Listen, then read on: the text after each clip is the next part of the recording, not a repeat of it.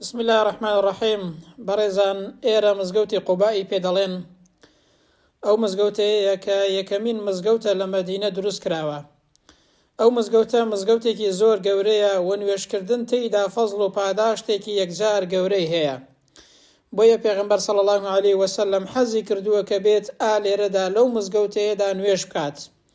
بۆیە بە زۆری ڕۆژانی شەممە هاتووە بە پیادەی و بە سواری هاتووە نوێژی لەو مزگەوتەیەدا کردووە.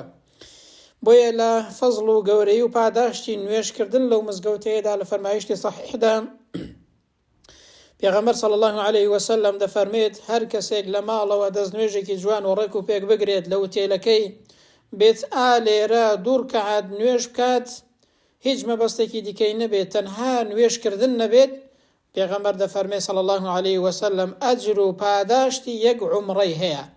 واتە ئەو دوو ڕکەعات نوێژە لە پاداشت و گەورەی داوکو ئەوەیە کە ئینسان عومڕەیەکی کرد بێت.